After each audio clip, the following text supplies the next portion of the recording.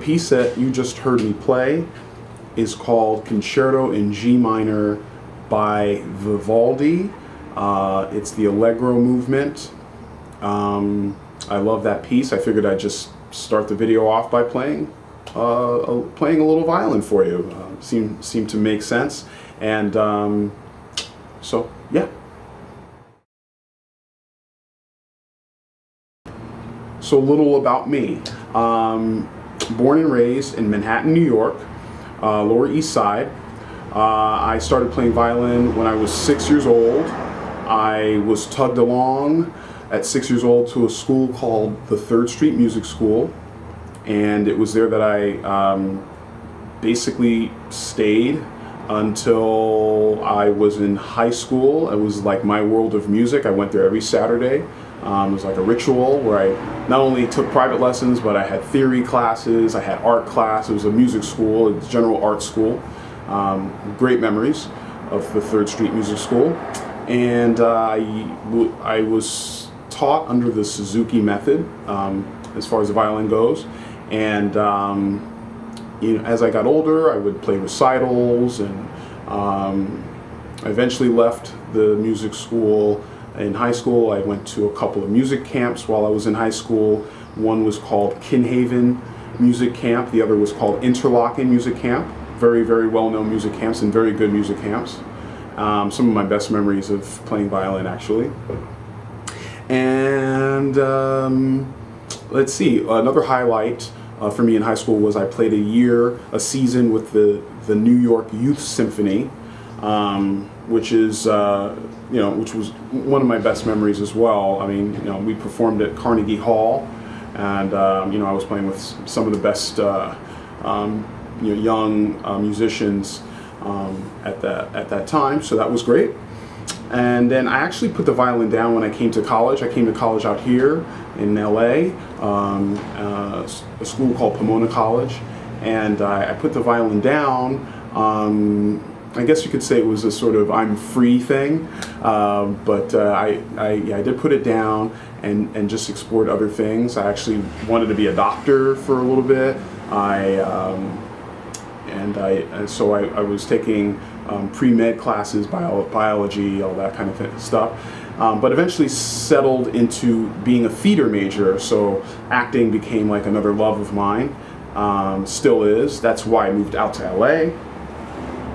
And let's see, in LA, my journey is very windy and very long. I pursued acting for a while. I've gotten a couple commercials. I haven't become a movie star yet, as I'm sure you can tell. You have not seen me in a big major motion picture, but I still do pursue acting. And it was in 2010 that I revisited the violin. I picked it back up, wanting to just play music again. What a gift it is to actually make music, and I was starting to realize that and miss my violin. So I picked it back up, and have since been a freelance professional violinist. I play weddings, cocktail parties, anything really that where a violin is needed or where I'm inquired for my services. And I record music, I street perform quite a bit, and here I am now. I teach. So that's pretty much the rundown of Tambora Baptiste.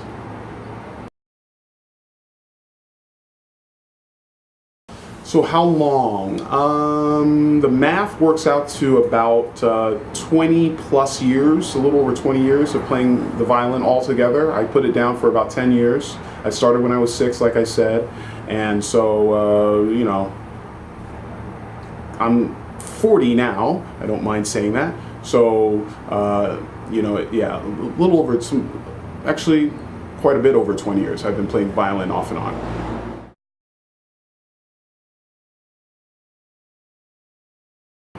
Style of teaching. Well, my approach as a teacher is really, I'm not going to draw from one method necessarily. Like I mentioned, the Suzuki method. I'm not necessarily going to use the Suzuki method only. I might use one or two things from the Suzuki method. But I'm really going to kind of just form my own approach as far as books and methods with each student, and have different lesson plans for each student according to the student's level and interest and goals. But there are two things that you can very much count on as my student, as far as me emphasizing, and that's going to be fundamentals and practicing. Fundamentals and practicing. Fundamentals meaning the what you might call the boring stuff, you know? I mean, like how you're holding, how you're fingering your notes, your left hand, how you're holding the violin, your bow hand. The bow hand involves a lot more than you think as far as how you're gripping the bow and how you're moving the bow and your flexibility and all that stuff. That these things could very well take up to a month or 4 weeks of lessons before you even play a song, maybe more. I'm going to emphasize that because I know from experience that they've really helped me continue to be a good violinist. So fundamentals are huge, and then of course practicing.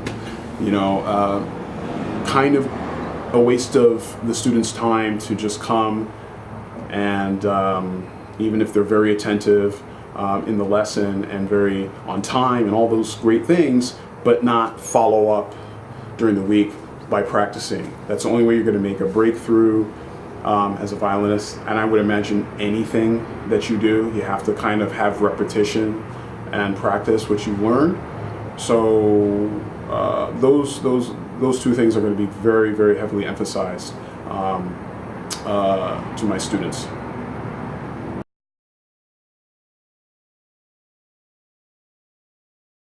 Performance, great question.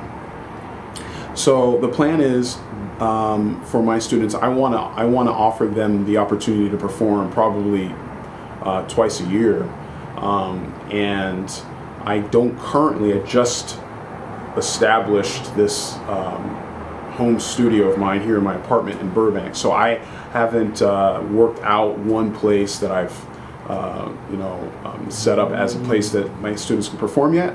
However, the plan is to inquire at local churches or nursing homes, even other music schools. Maybe my students can be visiting performers at their performances. So that's the plan.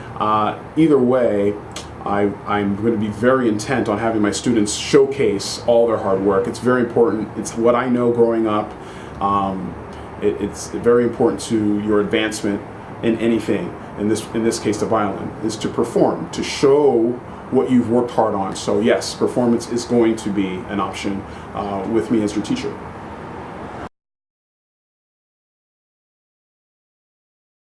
Thank you. That's a point of emphasis for me as a violin teacher in this case, is to be affordable. I want to make the experience of learning violin fun and passionate, not necessarily this sort of financial strain and will I be able to do it. Hopefully my prices are at a point where it would be relatively easy to continue to take lessons and continue to grow and continue to be consistent, because that's important, just to be consistent and not have to stop or take breaks or that kind of thing. So hopefully the affordability and the prices that I have set is a selling point for you to come and take lessons, and for the long term, hopefully.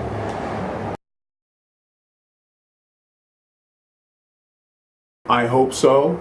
I hope that you sign up with me through this website, takelessons.com. I'm looking forward to new students, to new energy, to new people, to new passions. Your whole future's ahead of you, and why not have playing violin be a part of that? Playing music, learning music, being a part of that world. So go ahead and sign up. I look forward to meeting you.